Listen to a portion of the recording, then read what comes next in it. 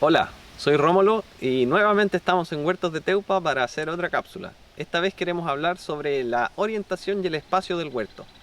Es súper importante que cuando hagamos nuestro huerto y lo pensemos, intentemos usar uno de los mejores lugares que tengamos dentro de nuestro predio, nuestro campo, porque ese va a ser el lugar definitivo que vamos a usar el resto de nuestras vidas o el resto del tiempo que estemos ahí.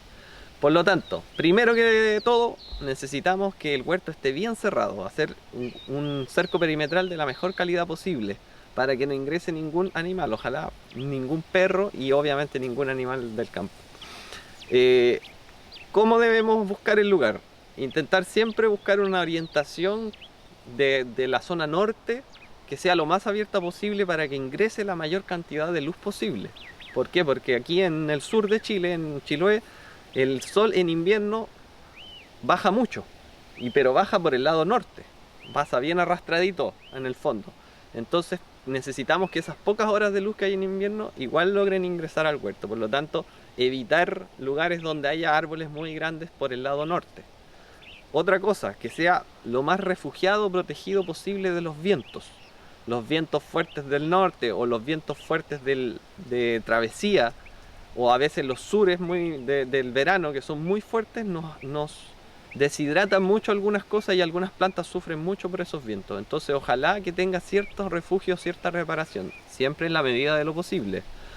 En otro aspecto importante es que los bordes de nuestro huerto, donde va a estar nuestro cerco perimetral, lo logremos llenar con la mayor cantidad posible de plantas o arbustos que no crezcan demasiado, pero que sí hagan una buena cortina. Cortina cortaviento y también una especie de corredor biológico en donde van a llegar muchos insectos y muchas aves que van a favorecer los procesos de polinización, de repelencia para algunos insectos dañinos, y etcétera, etcétera.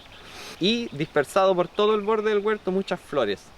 Se utiliza mucho la caléndula, en esta época está la amapola, también flores que sean de mayor tiempo posible con floración.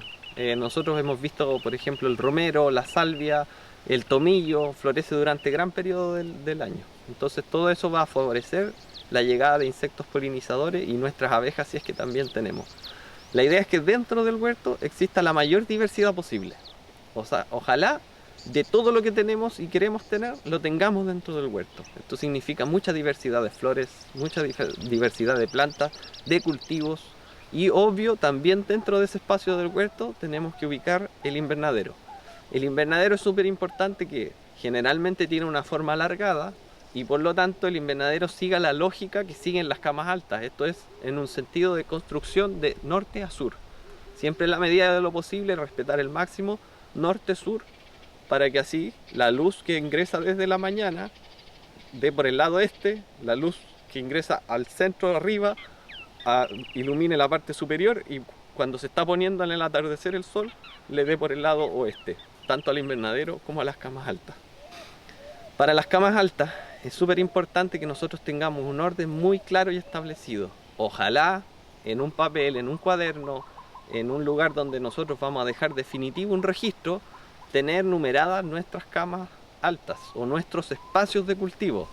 Si no tenemos camas altas, necesariamente pueden ser platabandas o pueden ser rectángulos que estén definidos. Eso nos va a ayudar a ordenar toda nuestra producción dentro del huerto. ¿Por qué es importante eso? Porque nosotros tenemos que generar un sistema de rotación de cultivos. Donde estuvieron las papas primero, vamos nosotros al año siguiente a plantar los ajos. Donde estuvieron los ajos, nosotros vamos a plantar los cereales y las papas las vamos a poner donde fue el lugar de los cereales finalmente. De esa forma nosotros hacemos que durante 3 años al menos no se repita el mismo cultivo y así le estamos dando a la tierra una capacidad de recomponerse, regenerarse y evitar las enfermedades que podrían afectar a los mismos cultivos. Eso para todos nuestros cultivos. Dentro del invernadero debiésemos hacer lo mismo con las hortalizas. Nosotros si tenemos lechugas, tenemos rúcula, tenemos mizuna, tenemos tomates, tenemos pepino, ojalá sobre todo con algunos cultivos que son muy extractivos y muy propensos a enfermarse, como el tomate y como el pepino, nosotros hagamos esta rotación sí o sí, para que el suelo descanse y para que sobre todo las plagas y las enfermedades no nos afecten, porque si hacemos en el mismo lugar los mismos cultivos, lo más probable es que las enfermedades como los hongos, que son muy complicados, afecten a ese cultivo. Dentro del huerto tiene que existir este orden que mencionábamos, tienen que haber espacios, sí o sí, abiertos o de descanso. No podemos pisotear en los lugares de cultivo, ojalá en ningún momento del año. Y obviamente uno de los aspectos fundamentales para que funcione todo bien dentro del huerto es el agua. Ojalá una buena instalación del agua para el invernadero con un sistema automatizado dentro de lo posible. También necesitamos tener espacios claros y definidos para algunos elementos, como por ejemplo el espacio de los fertilizantes o de la elaboración del abono. Y también un espacio donde van las lombrices, que es donde nosotros tiramos todos nuestros residuos orgánicos de la casa. Y la lombricera tiene que ser un lugar que esté sobre todo protegido del agua, porque las lombrices que nosotros usamos requieren de una buena protección contra el exceso de humedad que hay en invierno. Entonces le ponemos un techo en invierno y con ese es suficiente para que las lombrices, teniendo alimento, se desarrollen sin ningún problema.